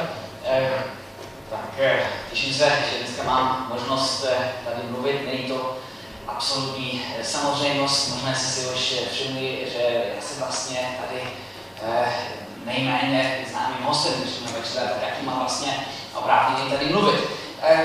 Zajímavý asi je, nebo nejzajímavější příspěvek, který já můžu vykonat, je přinášet jiný hledisko tady do diskuze. Já jsem původem Němcem a působím už několik let na německém trhu, trošku radši i na českém trhu. A vlastně, když pozoruju debatu o energetické politice jak v Německu, tak v České republice, tak občas poznávám, že o některých aspektech vlastně se v České republice vůbec nemluví. Naopak samozřejmě platí to taky. A právě je jedno z nejvýznamnějších témat i argumentování mezi Českou republikou a Německem jaderná energetika. A vždycky, když vedu nějaké diskuze, se mě ptají lidi, jaký máte vlastní problém s tou jadernou energetikou. Často nad tím přemýšlím, vlastně když se stěžují Češi, takže Němci chtějí zasahovat do české politiky. Tak možná bych to vám vysvětlil, že jaký je vlastně hlavní důvod za to, že my máme takový problém s českým postupem. A myslím, že ten důvod je poměrně jednoduchý. Němci mají strašný strach před jadernou energetikou, například před provozem jaderných elektráren a před možnými nehodami. Já bych to nazval národní fobie. Vlastně každý národ má nějaký fobie, Němci mají jadernou energetiku, Češi mají třeba podobnou fobii z dodávky zemního plynu z Ruska, ale to teď nechci tady přímo dát na stejnou úroveň. Každopádně máme i jiné důvody, proč být proti jaderným elektrárnám, ale tyto důvody jsou podle mého názoru konstruovány okolo toho jednoho hlavního důvodu. Jsem velice rád, když jsme dneska mohli debatovat i jiný důvody proti jaderným elektrárnám, ale ten hlavní důvod vidím tam v tom. A Samozřejmě, kdyby se v Česku něco stalo s nějakou jadernou elektrárnou, tak by právě Němci měli problémy s tím, protože možné dopady havárie nekončí na hranicích. A samozřejmě vím, že v každé zemi jsou, nebo když se ptáte lidí v jakýkoliv zemi, kde jsou nejbezpečnější jaderné elektrárny, tak jsou samozřejmě vždycky v té zemi, které se ptáte lidí. Nejbezpečnější jaderné elektrárny jsou tady v České republice, a když si ptáte nějaké Němci, tak jsou samozřejmě v Německu. Zase Němci to vidí trošku jinak, když přemýšlí nad českými jadernými elektrárnami. Jestli je to zdůvodnění, to je jiná otázka, ale tam právě leží jeden z hlavních problémů. Vlastně jedna věc zajímavá, já jsem slyšel z přednášky pana doktora Hajka nějakou, dejme tomu, aspoň nějaký pozitivní názor vůči jaderné energetice. A pro mě by bylo zajímavé, vlastně, když zastupujete teplárenské sdružení, tak už to říká teplárenství, to je jméno vlastně tam hlavně o výrobu tepla, samozřejmě v rámci kombinované výroby je taky o výrobu elektřiny. Ale kdyby jsme předpokládali, že jaderné elektrárny snížily cenu elektřiny, tak to vlastně vůbec nemůže být v zájmu vašich členských podniků. Tak možná byste to potom mohlo odpovědět, proč vlastně podporujete jadernou energetiku. Vlastně vaše nebo teplárny by se v České republice měly daleko lépe, kdyby byla cena elektřina co nejvíc. No a tak už jsme o ceny elektřiny, vlastně jsme tady dneska chtěli diskutovat taky o tom, jestli, nebo jak můžeme dosáhnout přijatelnou cenu elektřiny. Jaká cena je vlastně přijatelná? To není jednoduchá otázka. Já osobně mám pocit, že ochota českých spotřebitelů zaplatit za elektřinu víc, než je potřeba, je velice vysoká. A teď bych vás integroval do malé zkoušky. Doufám, že máme tady v této místnosti reprezentativní vzorek společnosti a reprezentativní vzorek spotřebitelů elektřiny. A bych se vás zeptal, kdo z vás, klidně včetně panelistů, kdo z vás přešel od tradičního dodavatele elektřiny k jinému, levnějšímu? Ruce nahoru, prosím. Rozuměli jste otázce? Jeden. No tak to je dokonce méně než v České republice. Tak znamená všichni ostatní hosté a panelisté platí za elektřinu víc, než by museli, protože nikdy, já jsem teď hledal v 4 velkých českých tradičních dodavatel elektřiny, daleko dražší než nejlevnější, který je k dispozici. V Německu už 2/3 všech domácností přešly k jinému dodavateli elektřiny. Tak vlastně nikdo z vás tady nesmí stěžovat o ceně elektřiny, protože když vy ještě neudělali úplně všechno, abyste zaplatili, abyste platili co nejméně za elektřinu. Jeden z hlavních důvodů zvyšování cen jsou obnovitelné zdroje energie, o tom jsme dneska už taky něco slyšeli. Vlastně v Německu to platí jako poměrně velký úspěch, náš postup s obnovitelnými zdrojemi. Jeden z těch důvodů může být, že jsme byli první v roce 1999, začala podpora obnovitelných zdrojů podle tohoto systému, jak to dneska máme. Česká republika 8 let potom vlastně přebrala tento systém podpory, včetně jeho chyb, a to vlastně vedlo i ke problematické situace s fotovoltaikou. Každopádně německé firmy vlastně si na obnovitelných zdrojích docela vydělaly, české firmy ne, protože mají 8 let zpoždění. To znamená, jenom kopírovat postup jiné země, to možná není optimální. Optimální je sám si něco vymyslet a s tím začít s nějakou novou strategii zaujmout, případně motivovat firmy na vlastním trhu. To by mohl být přístup nebo postup pro Českou republiku. Já pak přenechám diskuzi, co by to mohlo být. Tak, další věc, a to možná bude i ten poslední velký bod. Mluví se občas o tom, že obnovitelné zdroje energie sníží emise CO2. To vlastně se takhle prezentuje v českých médiích. V Německu přišel do debaty nový argument, který tady rád prezentoval. Protože v Česku jsem o tom ještě nikdy neslyšel. Obnovitelné zdroje energie skutečně neemitují žádný CO2 při výrobě elektřiny. Na druhé straně máme obchodování s emisními povolenkami. A to vlastně od roku 2013 například Evropská unie stanovuje, že ve všech členských státech Evropské unie budou emise CO2 1,72 miliardy tun CO2 za rok v celé unii. A tento limit je pevně nastavený. Kolik elektřiny vyrábíme z obnovitelných zdrojů, vlastně na to vůbec nemá vliv. Obnovitelné zdroje energie v tomto případě jenom vedou k tomu, že nepotřebují emisní povolenky k výrobě, tak skutečně snižují cenu těchto emisních povolenek. Nevím, jestli je ten aspekt vám znám. Zajímal by mě třeba názor pana Bursika k tomuto argumentu. Dobře, tak kolik mám ještě času? No, 2 minuty. Dobře, tak bych ještě zmínil jeden osobní názor. V České republice se velice intenzivně diskutuje o dostavbě Temelína. Dostavba Temelína není ještě 100% jistá. Já nevím, co vlastně říká státní energetická koncepce k tomu, že kdyby to náhodou s Temelínem nevyšlo, co vlastně bude Česká republika dělat. Já osobně postrádám diskuzi o tom, já mám pocit, že debata o Temelíně zabírá prostor a blokuje tematizování jiných možností, jiných témat, které by mohly být velice přínosné pro budoucnost české energetiky. Děkuji.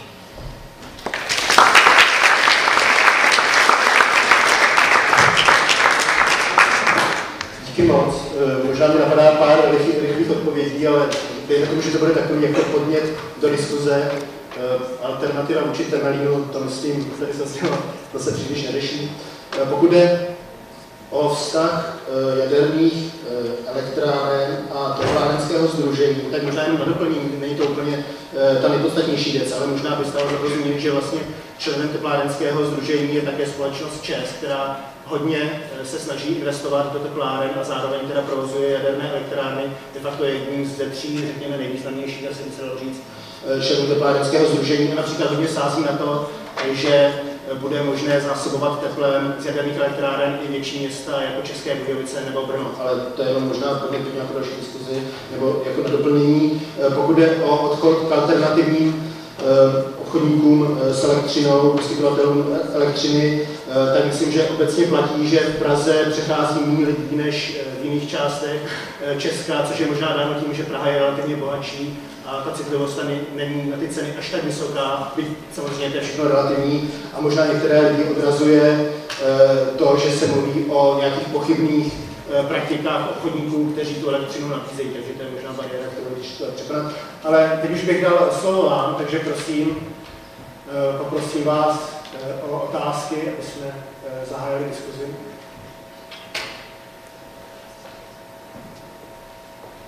První dotaz publika. Já teda ještě před tou diskuzí s publika bych poprosil, kdyby ty otázky mohly být formulovatelné do 5 minut. Já myslím, že aby jako byla jasně zazněla otázka, po případě... Já si skoro myslím, že 5 minut by v tom bylo hodně. No, já ze zkušenosti já mám ten limit, že někdy se z těch otázek stávají jako malé přednášky. Děkuju. Tak Jindřich začíná. Dobrý den, Jana Majsnerová, Fakulta mezinárodních vztahů ŠE. Já těch otázek mám víc, ale ráda bych se nejprve zeptala pana Hajka. Vy jste ve své prezentaci hovořil o té energetické bezpečnosti, o soběstačnosti Evropy na tom energetickém trhu světovém, o efektivitě, ale v zásadě jste nezmínil v podstatě tu ekologickou stránku. Já bych se vás chtěla zeptat na váš názor, když vy jste vlastně takový propagátor těch tepláren a těch fosilních paliv. Jaký vy máte osobně názor na následky na životní prostředí a jak si myslíte, že se to dá nějakým způsobem skloubit s tím, o čem vy jste vlastně hovořil, že je to pro nás tak podstatné mít pořád ještě zásoby fosilních paliv? Takže děkuji. Tak já děkuju za otázku, přece jenom bych řekl ještě malinko k té jaderné energetice. Jednak tedy samozřejmě je pravda, že Čes je v teplárenském sdružení, ale to vůbec neznamená, že sdružení hájí zájmy Česu, protože je tam řada dalších tepláren a to by si to jistě nenechali líbit, pokud by sdružení hájilo zájmy jedné společnosti, jak si na úkor všech ostatních, takhle to určitě nefunguje. V tom sdružení se pracuje konsenzuálně a není to tak, že Čes přijde a moukne do stolu, takhle to určitě nefunguje. Co se týče ještě jenom drobná, teda přece jenom můj názor na to jedno energetiku, a teď říkám úplně svůj soukromý názor, protože my na sdružení máme nějak potřebu to řešit a formulovat nějaká oficiální stanoviska. Můj názor je ten, že těch elektráren, které Němci zavřeli, není žádná škoda, protože to bude skutečně verky ze 70. let, bezpečnostně nesrovnatelné s tím, co máme v České republice. Daleko horší samozřejmě. A jestliže Německo sneslo tyto elektrárny a Česká republika snesla tyto elektrárny, tak by bylo dobré, aby ty nové, které jsou dneska v České republice z 80. let, jsou na úplně jiném bezpečnostním standardu, než ty, které Němci zavřeli. Tak aby zase to druhá strana snesla i tyto zdroje. Nicméně jak si ta diskuze kolem toho je naprosto iracionální, já to potvrzuju. Jsou to prostě fobie. Padlo tady o tom, jestli Česká republika má nějakou fobii. Česká republika má třeba fobii totální spalování odpadu.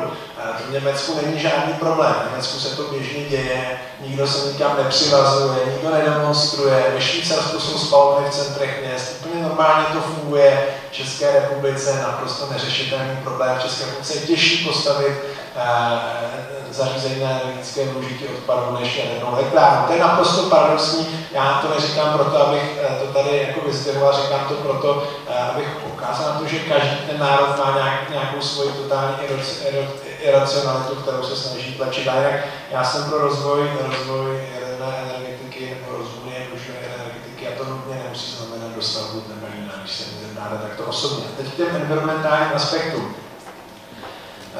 Víte, využití každé energie vede k nějakým škodám na životní prostředí. Vždycky. I to je obnovitelné. Já jsem teď byl na Šumavě zrovna skutečně to, co tam narostlo v těch fotovoltaických elektrárnách, to je peklo. To je naprosto zdevastovaná, zabraná krajina za ostnatým drátem, kde prostě nepřejdete pole, jako z toho přešli v minulosti. Prostě jako to vytváří jako v té krajině jsme si vytvořili koncentráky. Takže netvařme se, že obnovitelné zdroje nemají žádný vliv na životní prostředí a pokud tady pan Bursík hovořil o virtuálních elektrárnách, jsou skutečně virtuální v této chvíli, protože tam chybí ty vedení, tam chybí to propojení, tam chybí výstavba těch sítí. No a co znamená výstavba těch sítí? To znamená zase zadrátování té krajiny dalšími průseky, dalšími vedeními, dalším záborem území. Takže netvařme se, že ty obnovitelné zdroje jsou zadarmo z hlediska životního prostředí. To prostě vůbec není pravda. A na druhou stranu je potřeba, že ta fosilní energetika se výrazně zlepšuje během příštích 10 let. Si myslím, že to, co skutečně bude problém České republice, tak bude za prvé doprava a za druhé, pokud se s ním nějak nevypořádáme, tak lokální topeniště, kde pálíme hnědé uhlí, to je katastrofa samozřejmě z hlediska životního prostředí, ale to vůbec není o té velké energetice. Ta si myslím, že do 10 let bude zcela mimo hledáček, jako těch, kteří budou chtít slyšet, jako kteří se budou chtít podívat na grafy a podívat se na ty skutečné emise. Tak to je asi odpovědi. Takže myslím si, že ten dopad té skutečné energetiky bude, té velké energetiky, i té využívající fosilní energie, na to, co nás zajímá, to znamená emise prachu, NOxů, síry do budoucna, bude tak dramaticky klesat, že v podstatě to nebude žádný problém, ať už se vydáme. Není to podle mě limitující faktor pro to, kam se máme vydat. Takže pan Abraham. Já bych tady na to reagoval, protože už jsem to nestihl ve své přednášce, já jsem samozřejmě měl připravenou vlastně ještě třetí část prezentace, která se právě týkala environmentálních dopadů jednotlivých technologií, využívajících paliva nebo nevyužívajících paliva. A ať už stávající technologie nebo i budoucí fosilní technologie, jednoznačně prostě uhlí vychází zdaleka nejhůř, jako nejnepříznivější nejnepříznivější palivo z hlediska dopadu na lidské zdraví, změnu klimatu, případně prostě ekosystémy a úrodu. Takže tam jde jenom o to, aby vlastně ten energetický mix, který tady třeba v té státní energetické koncepci připravujeme, byl nějakým způsobem schopen tuhle informaci do sebe absorbovat a nějakým způsobem tyhle ty náklady, které v současné době jsou společenské náklady, nese celá společnost, byly internalizovány prostě do ceny té energie a potom vlastně její konzumenti byli ti, kdo platí za tu škodu, která vlastně vzniká při výrobě té energie. V současné době to tak není, nebo není to tak úplně, nebo není to tak úplně u všech polutantů a u všech třeba kategorií dopadů. A v okamžiku, kdy vy to internalizujete, tak potom máte jednoznačně motivační nástroj na úspory, máte jednoznačně motivační nástroj na zefektivňování výroby a tak dále. Možná jenom taková rychlá doplňující otázka, si můžete odpovědět ve dvou větech, co koncepce takzvaného čistého uhlí, to znamená účinnější spalování uhlí, carbon capture and storage, to znamená zásobníky emisí skleníkových plynů podzemí a tak dále. Jak tady zaznělo, ona ta technologie jako ideálně ano, ale ona v reálu nikdy není úplně uhlíkově neutrální a navíc potýkáme se v Evropě s jedním konkrétním problémem a to není jenom vlastně čistota té energie, ale i dostatek. V okamžiku, kdy začnete přemýšlet o sekvestraci uhlíku v nějakém jako větším objemu, tak narazíte na to, že vlastně začnete vyžadovat větší množství energie, protože ta sekvestrace sama o sobě je energeticky náročná. Pokud nemáte vlastně zdroj levné energie, který by vám tohleto zajistil, prostě my nejsme v současné době ve věku levné energie, tak máte problém. Takže ano, jako třeba v nějakém menším měřítku nebo v okamžiku, kdy třeba uhlí začne fázovat, za 20 let začne fázovat z hlavního spektra, takže nebudete potřebovat tak velké množství na sekvestraci, tak třeba by se o tom dalo uvažovat, ale při současném objemu prostě to není realizovatelné, nejen, že není kam to dát, ale hlavně není dost energie na to, aby vlastně se ta sekvestrace dala ve velkém vlastně rozjet. Já nevím, jestli tohle chvíli ještě někdo další z panelistů chtěl odpovědět na otázku, která zazněla, ale pokud ne, tak můžeme posunout další otázku.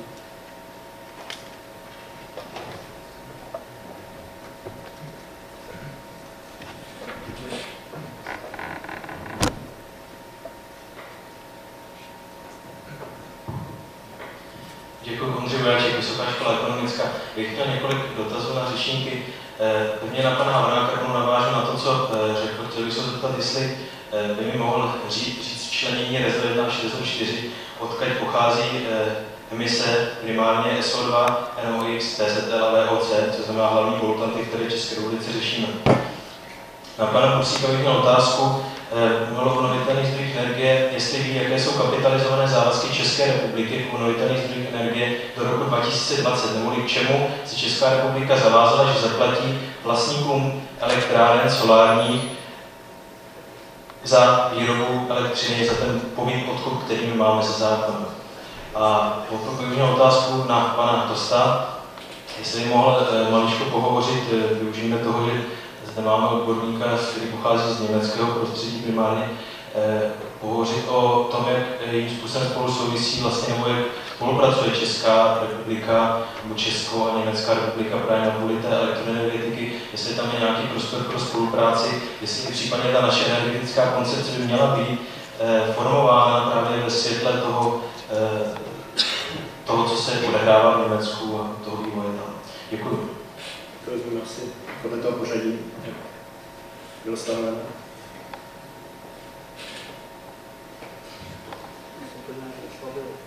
Halo? Můžu se zeptat, co je cílem této otázky? Cílem je, hovoříte o externalitách energetiky, to znamená, vytváříte zde takový názor, nebo zastupujete zde ten názor, že je to něco významného, něco, co nám vstupuje do kvality života, něco, co nás ovlivňuje, že jsou ty externality, které je potřeba internalizovat, to znamená daně a podobně. Čili se ptáme, jestli skutečně jste přesvědčeni, že tyto zdroje jsou ty hlavní odpovědné za znečištění ovzduší v našich regionech. A ještě poznámku k tomu, co jste říkal předtím, odlišujeme prosím vás politiku ochrany klimatu a ochrany ovzduší. Vy jste to zde nemíchali. Nebavme se teď o emisích CO2. Já se ptám na ty znečišťující látky, ty, které ovlivňují naše zdraví. Nevím, jestli všichni znají ten rozdíl. Já mám pocit, že jsem to odlišoval poměrně jasně, že v řeči jsem vždycky říkal, jestli se jedná o dopady na změnu klimatu, nebo jestli se jedná o dopady na lidské zdraví a jiné receptory. Takže v podstatě tuhé znečišťující látky, něco okolo 60%, rezo 1, 2, zbytek 3. Já teda takhle, protože se tady pohybujeme pravděpodobně v laické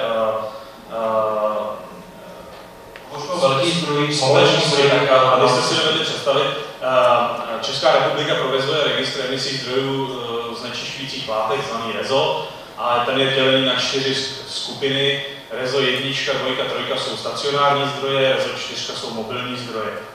REZO 1 jsou velmi velké zdroje, 2 jsou nějaké střední zdroje, 3 jsou plošné zdroje. Většinou nějaké domácnosti nebo menší výtokny.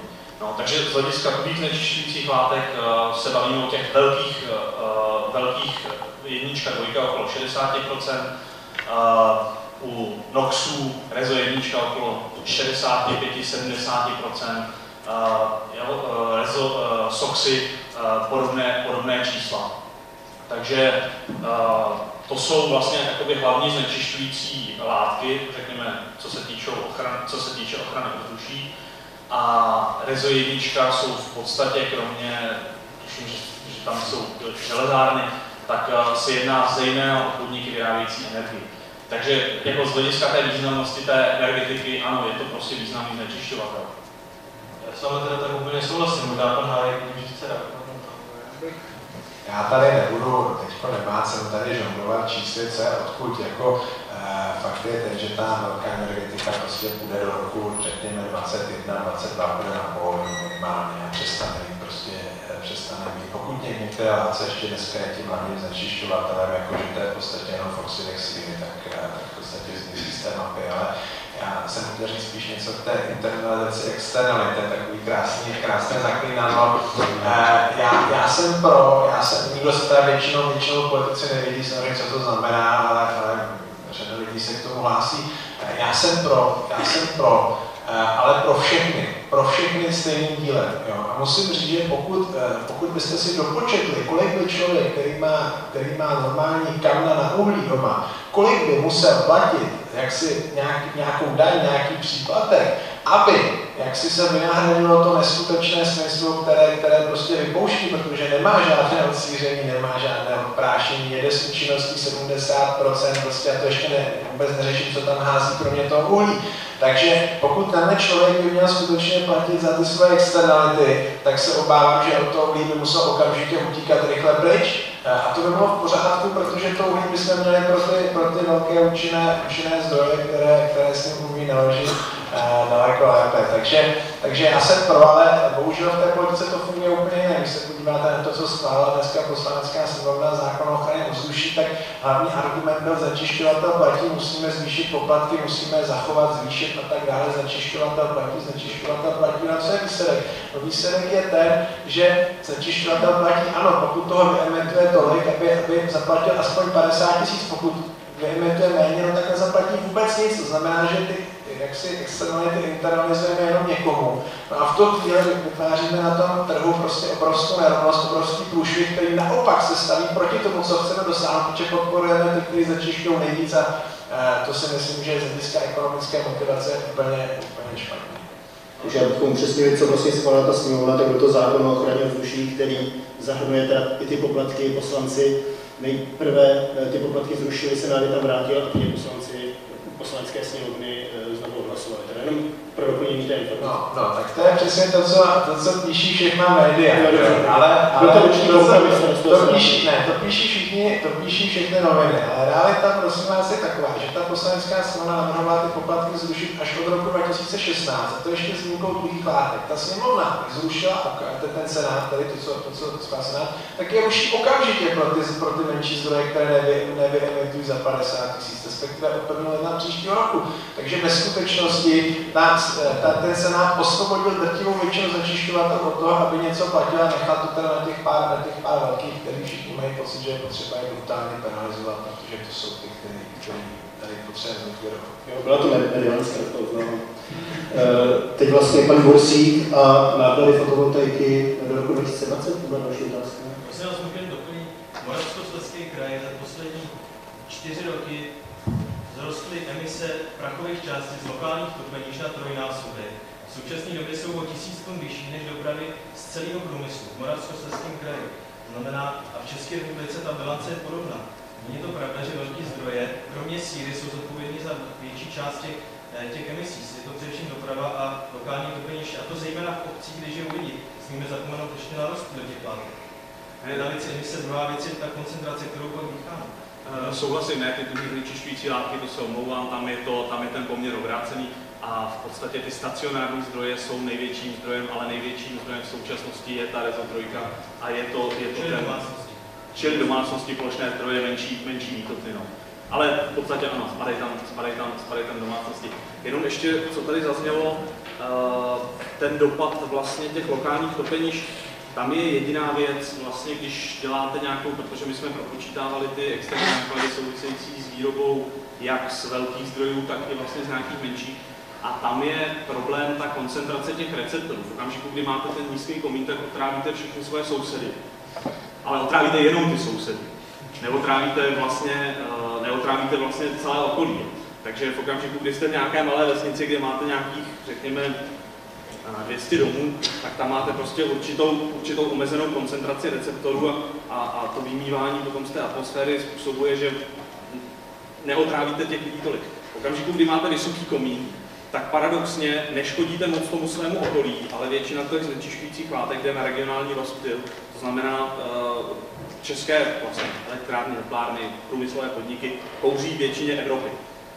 Na druhou stranu je třeba fér říct, že stejným způsobem většina Evropy kouří nám, protože ten regionální rozptyl v té Evropě. Já možná bych se přimlouval za to, že přeci jenom ještě máme 2 další položené otázky, tak asi aby jsme stihli a ještě předpokládám, že budou nějaké další, toho času se mě školy, tak jestli souhlasíte všichni, tak možná bychom přešli k tomu postupu.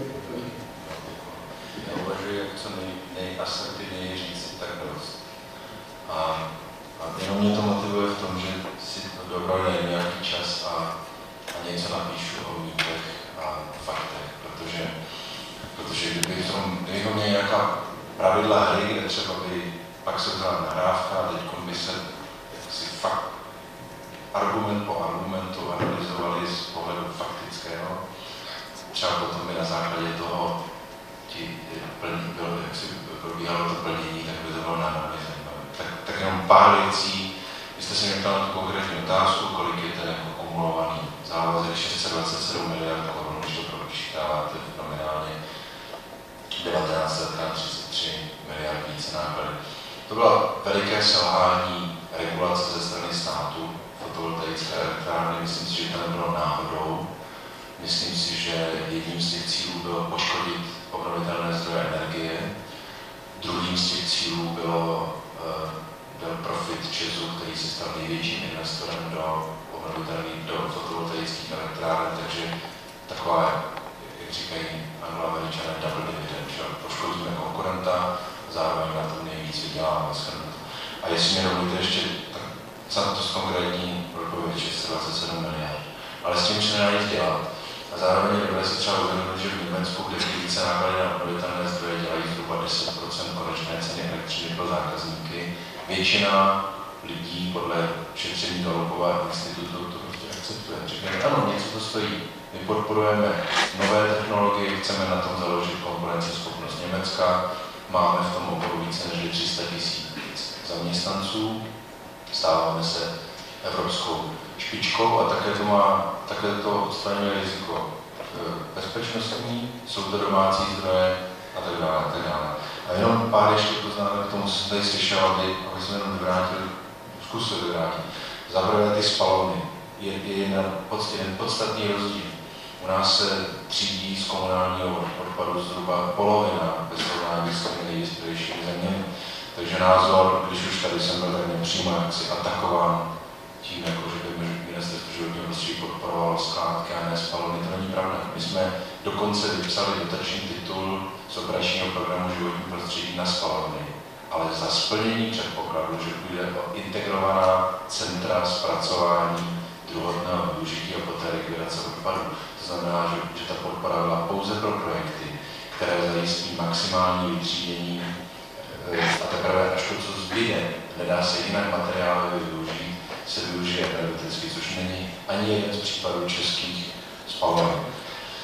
Třetí věc, kterou jsem chtěl jenom zmínit, se týká těch emisí. To není pravda, že největším zdrojem znečišťování u polétavého prachu jsou lokální topeniště a že tedy vlastně ty vysoké komíny to dají k sousedům, takže nemáme problém. Podívejte se na výsledky studia Ústavu experimentální medicíny Akademie věd, docent Šrám, kteří asi 25 let dělají studia, kde mají dvě skupiny lidí. Sledují populaci v Pelhřimově a sledují populaci v Mostě a dívají se na vlivy stavu ovzduší na zdravotní stav obyvatelstva. Někdo už tady zmínil o 2 roky kratší střední délka života, největší výskyt nádorových onemocnění prsu, největší a plic, největší výskyt spontánních potratů, děti se rodí s vrozenými vadami. A je to způsobeno polyaromatickými uhlovodíky, které se dělá vlastně tím nosičem, tím prekurzorem je jemný palétový prach. A je to dáno primárně tím, že tam je veliká koncentrace výroby energie, elektřiny a tepla v elektrárnách. To znamená, že tahle teze, když vlastně teplárenství má tendenci to schazovat na lokální vytápění. A to já jsem ten první, který bojoval proti lokálnímu vytápění. Vlastně jsme v České republice odstartovali program Zelená úsporám. Více než 19 miliardy korun jsme přinesli do Čech, které už jsou rozdány, ten program je vyčerpán, de facto ukončen.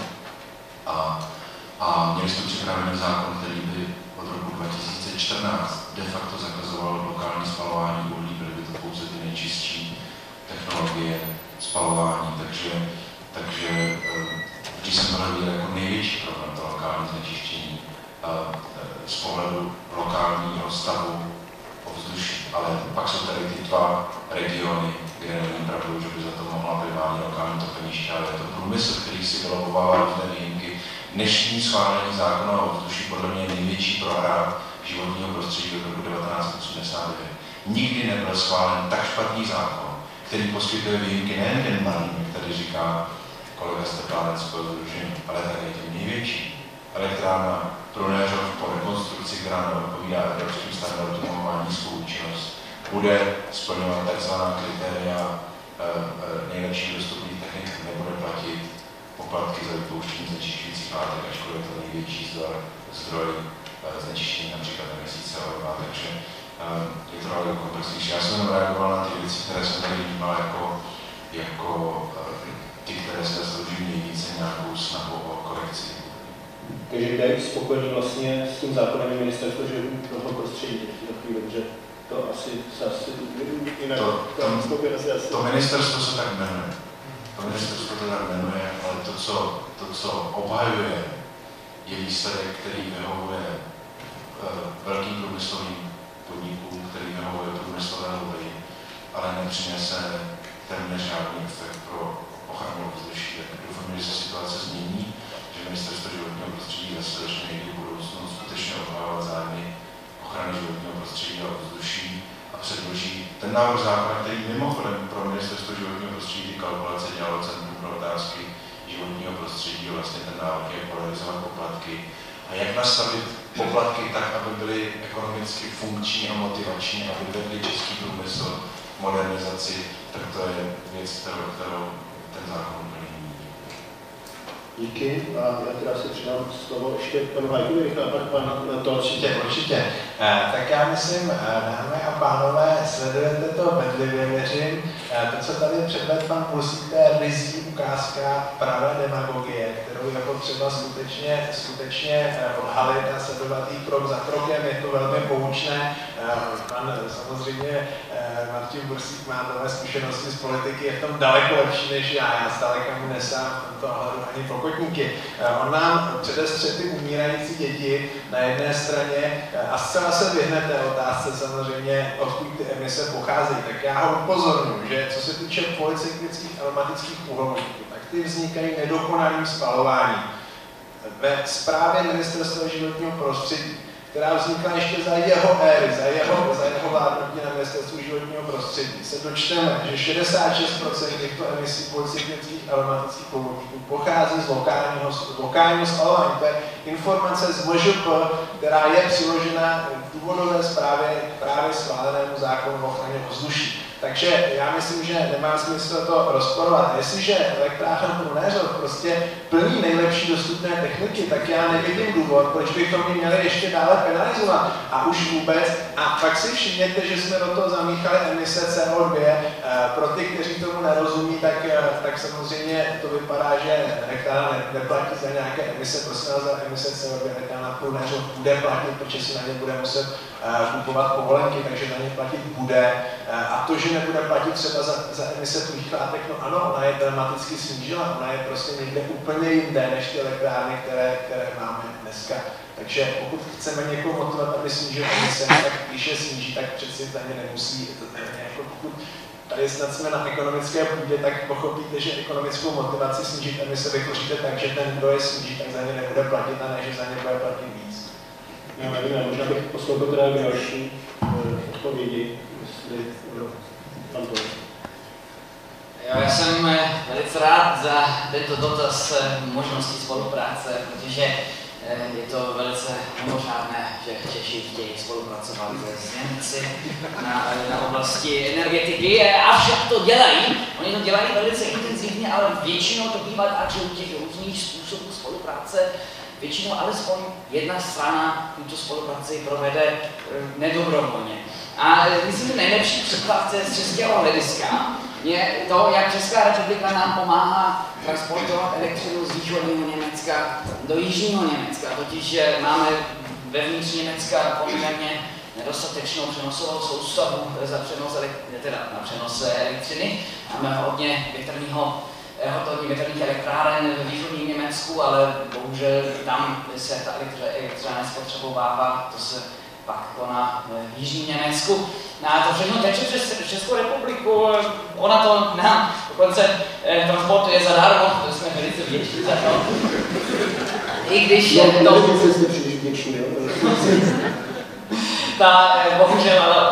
bohužel, skutečně občas k tomu vlastně dojde, že, nebo dochází, že ohrožujeme stabilní provoz české přenosové soustavy. To je jeden příklad spolupráce. Vlastně to funguje i v protisměru.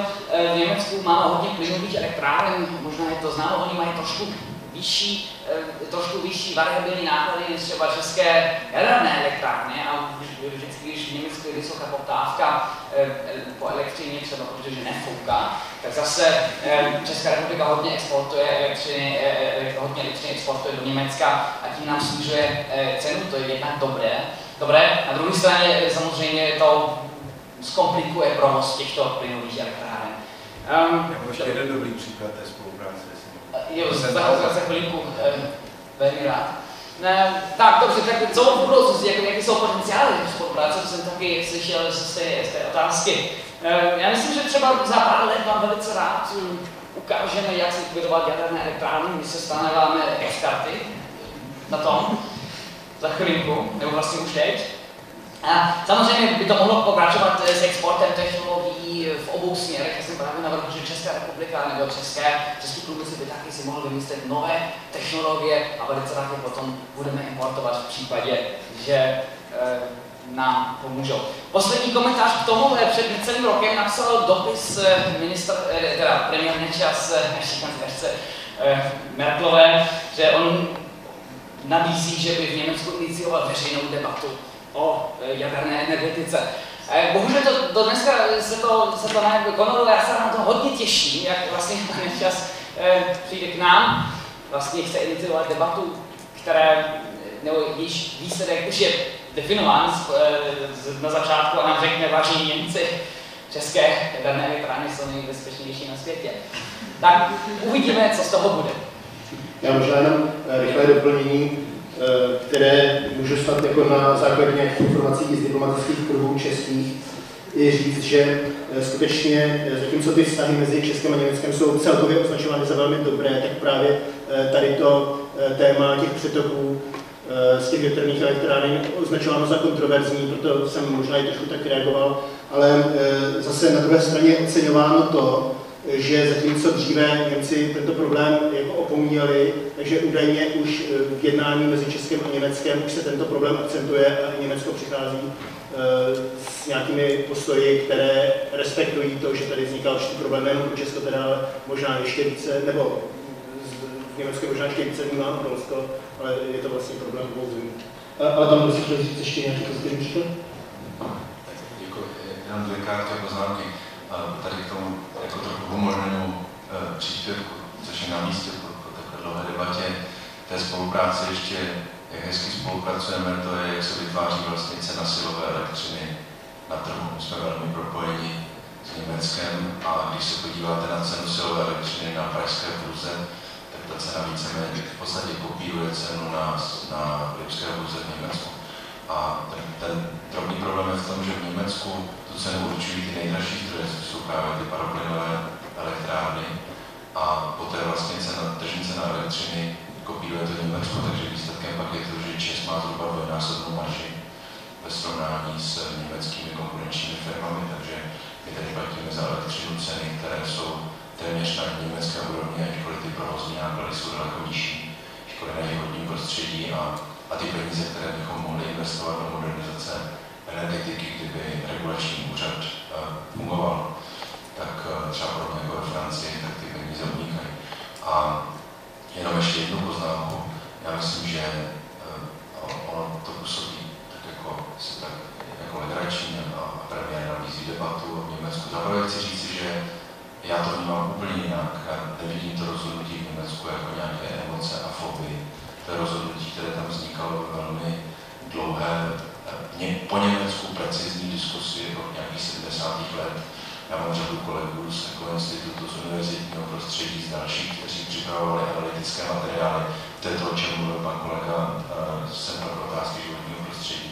Němci jsou v tomhle velmi systematičtí a oni skutečně to své rozhodnutí politické, to rozhodnutí, které se odehrálo bezprostředně po Fukušimě, to rozhodnutí, které bylo dáno daleko dříve a pouze poté politicky vlastně korigováno, pouze po Fukušimě se to vrátilo zpátky do toho původního rozhodnutí předchozí vlády, takže já si myslím, že v tomhle to strašně zjednodušujeme a že tak po švejkovsku jako vlastně bagatelizujeme tu racionalitu Německa jako nejsilnější evropské ekonomiky. Pan kolega dokonce říká tady za teplárenství, že musí Evropa procitnout a pochopit, že ta cesta je špatná. Já si myslím, že budeme na to koukat s vytřeštěnými očima. Za prvé Rakousko už vlastně rozhodlo a vytvořila pravidla, která neumožní importy tzv. Žluté elektriny z České republiky do Rakouska. A to je rozhodnuté, to není legrace. Samozřejmě je to tak. To je prostě etický problém, který se poté najde svoji reflexi v politickém rozhodnutí, to tam je. A prostě nebude možné importovat takovýto typ elektřiny, protože oni nebudou starodavatelé. A nebude to možné. A Německo vlastně v tuhle chvíli už na akademické prostředí v Německu řeší stejné téma. Je to otázka nějakého hodnotového systému, je to otázka priorit. My pořád počítáme s tím, že vlastně ta naše pravidla, naše hierarchie hodnot, že bagatelizujeme typy problémů, že vlastně se nezabýváme vlivy na životní prostředí nebo riziky v případě jaderné havárie, že je to něco, co bude svět okolo nás nebo evropští sousedé okolo nás tolerovat. Já si myslím, že to tak nebude.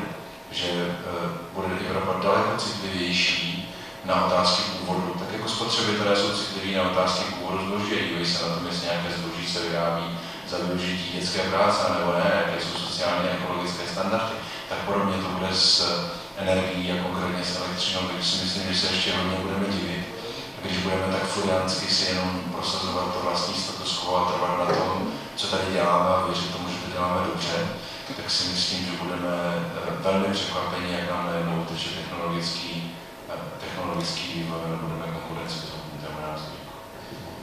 Tak, pane Vrlíku, myslíte, že stihneme ještě otázku jednu? Nebo do kolika hodin jsme asi mohli? No, od 9:45 už nás bude se kolikrát školy hrát pryč, kolik je teď přesný čas? Je jednoduchý otázka? Tak ještě otázka z publika.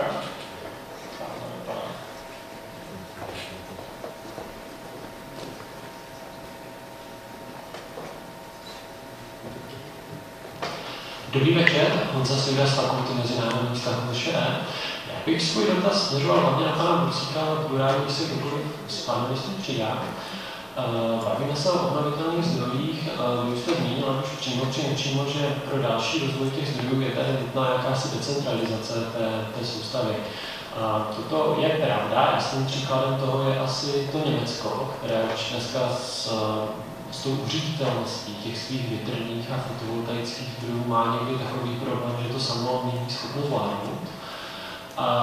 Je zde nějaký odhad pro Českou republiku, kolik ta decentralizace a to zavedení těch smart grids tady u nás bude stát? Protože ten odhad existuje pro EU 27. No, Evropská komise má na nějakou studii i Biointelligence a IT Critics tyto studie dělali a hovoří se zde řádově o 500 miliardách euro pro Evropu. To je hodně velké číslo. Je zde tady nějaký odhad pro ČR, nějaký konkrétnější? A ta druhá část mé otázky, zaznělo tady, že v Německu by mohlo 100% výroby elektřiny zajišťovat OZE. Dobře, je to částečně nějaká futuristická vize, ale dobře. Už dneska má v České republice problém nakupovat podpůrné služby. Kde budeme nakupovat podpůrné služby, až budeme na 50, 60, 80% výroby OZE? Tak jako čím budeme řídit tu bilanci v té síti? Děkuji. Už asi bych poprosil o co nejslušnější odpovědi, že to čistě nebude. Tak předně ty scénáře, které vlastně počítají s tím, že by 90, respektive 100% výroby elektřiny bylo z obnovitelných zdrojů, to už například jejich autorem je PricewaterhouseCoopers, to znamená renomovaná konzultační kancelář z té velké pětky, což je myslím dokladem toho, že to není nějaká jako absolutně iracionální záležitost. Tady se na investici do Smart Grids taková zpráva skutečně byla poskytnuta Evropskému parlamentu z Evropské komise, pojmu číslo bylo 200 bilionů euro, jsou tam prostě různé scénáře, jde o to, o jakém výhledu času mluvíme, že asi vycházíme ze shodného zdroje. Počítá se s tím, že jsou to velikánské investice a jsou tam ohromné problémy, třeba vybudovat linku mezi Francií a Španělskem, která by posílala přenosovou kapacitu, trvalo 14 let, jenom kvůli odporu a vlastnické problémy, a politické problémy, regulátor a tak dále. Čili Evropa má před sebou ohromně těžký úkol posílit regulaci na úrovni Evropy a pomoci vlastně tomu, aby ty přenosové kapacity byly poskytnuty. A teď jde v podstatě o dva modely. Já vám nedokážu říct, který ten model bude úspěšnější. Já více fandím jednomu z tomuto. Jeden model je přenos velikých objemů z těch míst, kde se koncentruje třeba offshore větrné farmy ve Velké Británii v Německu a přenos po takzvaných dálnicích elektrických do střední Evropy a nebo z jižní Evropy z fotovoltaických elektráren, které studuje ze severní Afriky zase do střední Evropy. A pak ten druhý model je model, který je postaven právě na těch desítkách tisíc malých decentralizovaných zdrojů, které se vlastně poskládají dohromady do virtuální elektrárny. Takže ty tisíce zdrojů se vlastně chovají a jsou počítače, jsou počítačem řízeny jako taková veliká centrální elektrárna, jsou schopny poskytovat i podpůrné služby.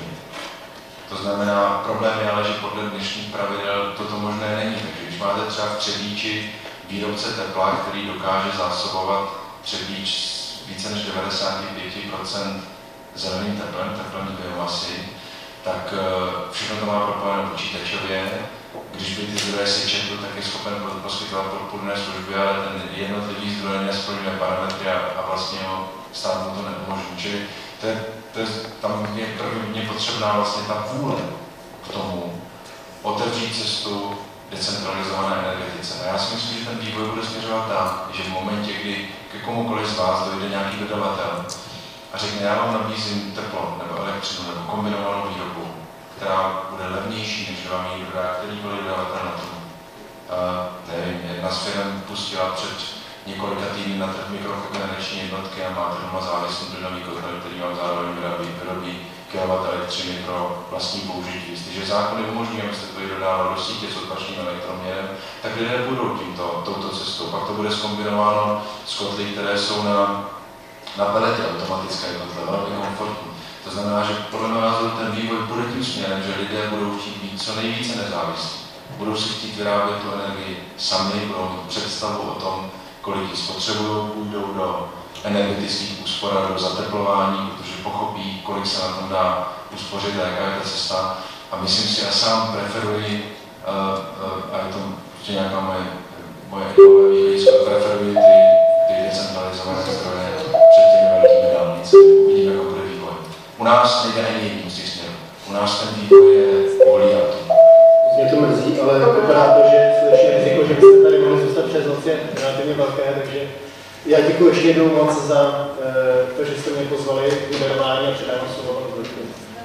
Já děkuji všem řečníkům, že jste nás udělali čas a přišli mezi studenty debatovat o tomhle tématu, o kterém já osobně věřím, že debatovat nutné je, tak se snad téhle problematiky setkáme i v příštím semestru. Děkuji vám, že jste na tuhle akci přišli a pokud vás tenhle problém zajímá, tak určitě sledujte naše stránky Odgosu, kde budou na tohle a jiné témata probíhat celý příští semestr. Vám děkuji, pěkný večer.